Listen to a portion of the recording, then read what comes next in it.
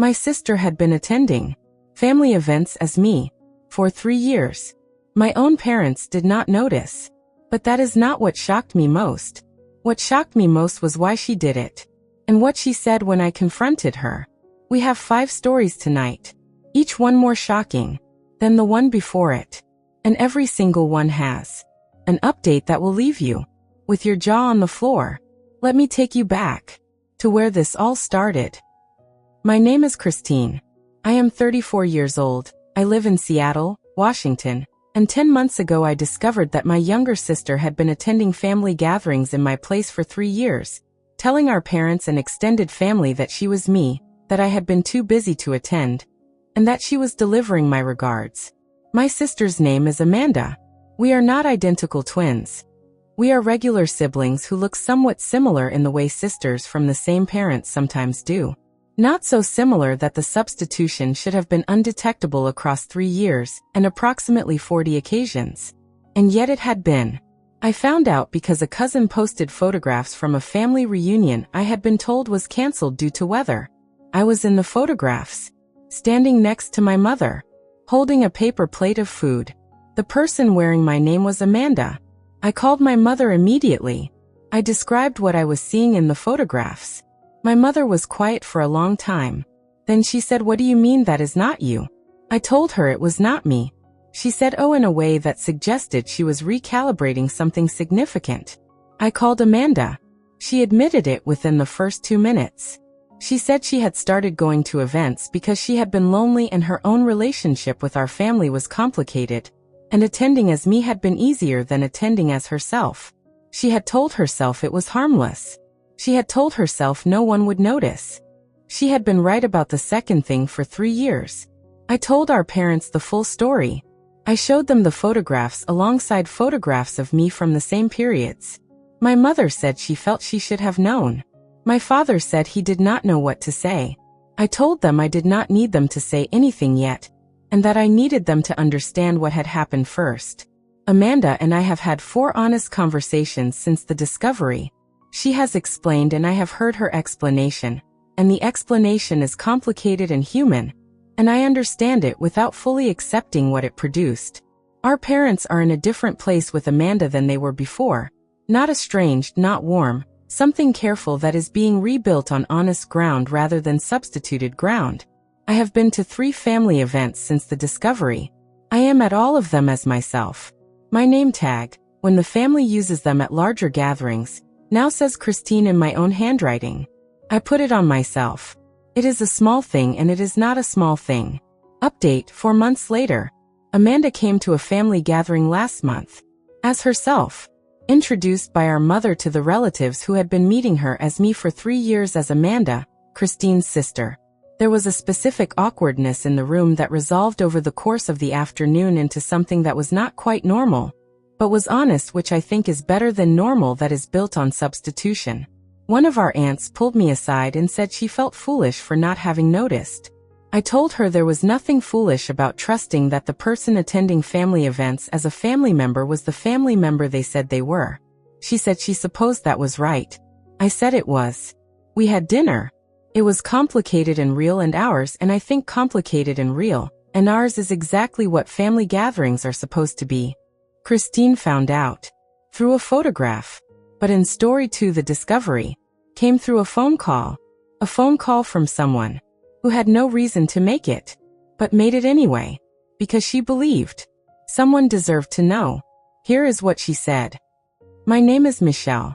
I am 38 years old. I live in Nashville, Tennessee, and 14 months ago, I sat my husband down with a folder containing 5 years of documented evidence that his mother had been systematically spreading false information about me to his extended family, his friends, and 3 of our mutual neighbors, and I showed him everything. My mother-in-law's name is Patricia. She is 65 years old, and she had always had a quality around me that I had attributed to the normal complexity of in-law relationships, and that I had spent 5 years trying to navigate with patience and goodwill. What I had not known for most of those 5 years was that behind my face Patricia was constructing a version of me for the people around us that had nothing to do with who I actually was. I found out through a phone call from my husband's cousin, A woman named Laura who had always been warmer than the rest of his family, and who called me one afternoon and said she had been sitting with something for 2 years and had decided she could not continue sitting with it. Laura told me what Patricia had been saying. Specific things, specific occasions, specific audiences. I thanked her and I spent a week processing what she had told me. Then I started documenting. I spent 5 months going back through every occasion Laura had described and every other occasion I could identify, and I built a record. I spoke to 4 people who had received Patricia's version of me and who were willing to confirm what they had heard. I kept a timeline.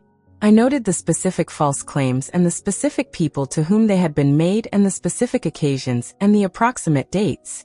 The folder I put in front of my husband 14 months ago was 38 pages.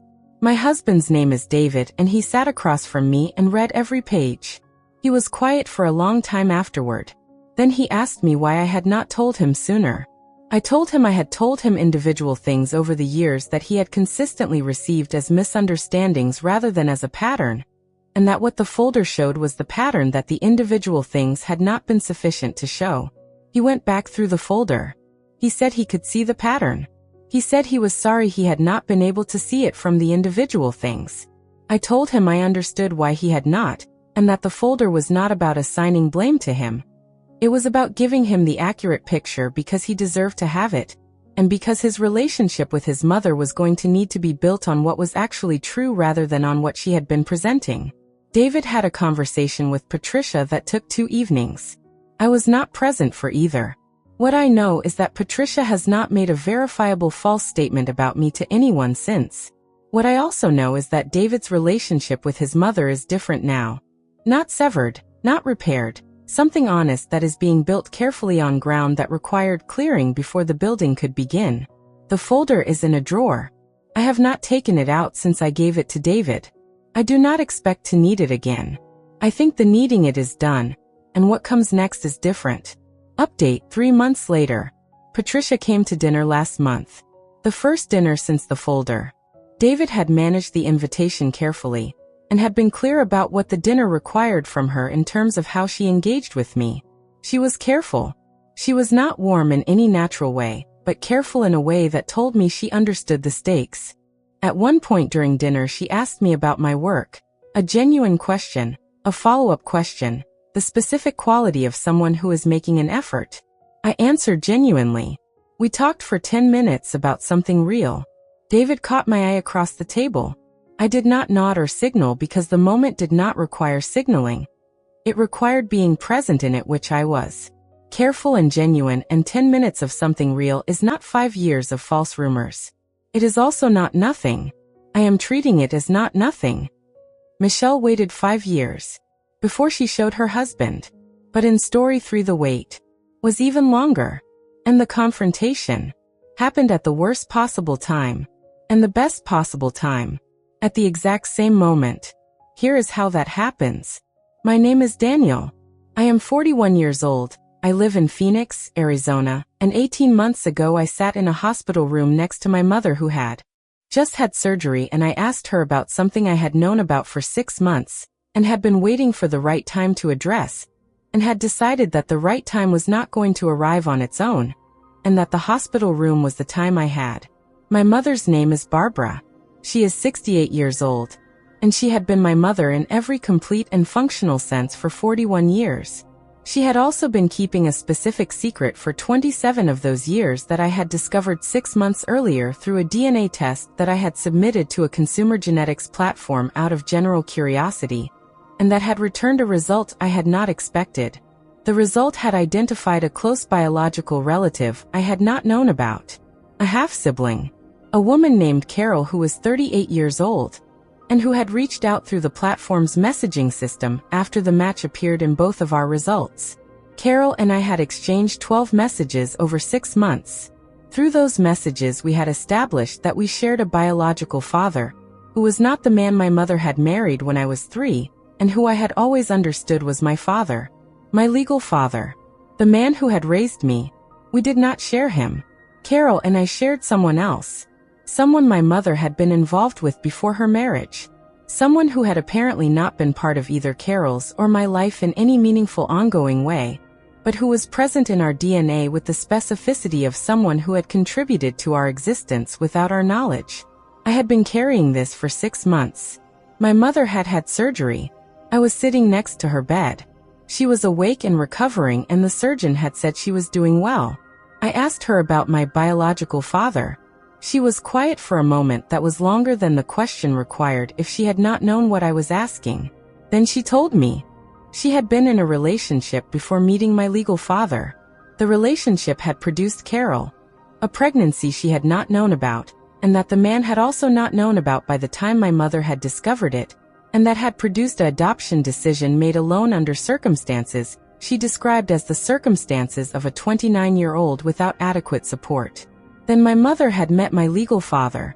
Then she had become pregnant with me. The man was the same man. Carol and I had the same biological father, and my mother had known this, and had not told either of us because the not telling had been the decision she had made in the circumstances she had been in, and had maintained across 27 years, by not being tested and not being presented with evidence that would have required her to revisit it. She cried. I held her hand. I told her I was not angry, and I meant it with the specific complexity of someone who is not angry, and is also not affected, and who is holding both of those things while sitting in a hospital room next to someone who has just had surgery, and who is also his mother, and who has just told him something he is going to spend a long time processing. We talked for 2 hours. The surgeon came in and told me I should let her rest. I said I would. I stayed another 20 minutes. When I left, I called Carol from the parking lot and told her what my mother had said. Carol was quiet for a moment, and then she said she had thought it might be something like that. I said I had too once I had understood what the DNA match meant. We talked for an hour. We have had dinner twice since. We are building something that does not have a name yet, and that does not need one yet. And that is enough. Update 4 months later. My mother came home from the hospital 6 weeks after the conversation. She has recovered well. She has called me every Sunday since the conversation. Not about what we talked about. About ordinary things, Sunday things, the calls we have always had. On the 3rd Sunday, she said she was glad I had asked her when I did. I asked her why in the hospital. She said because she had been tired enough to stop protecting the decision and honest enough to tell me what I deserved to know, and that the tiredness and the honesty had been available in that room in a way they might not have been in an ordinary room on an ordinary day. I said I had not planned it that way. She said she knew, and that sometimes the right moment is the moment you are already in rather than the one you are waiting for. I said I thought she was right. I still think she is right. Daniel found the right moment. In a hospital room. But story 4 is about someone who found it in a courtroom. And what she said there changed everything. For everyone. Not just for her. Here is what happened. My name is Laura.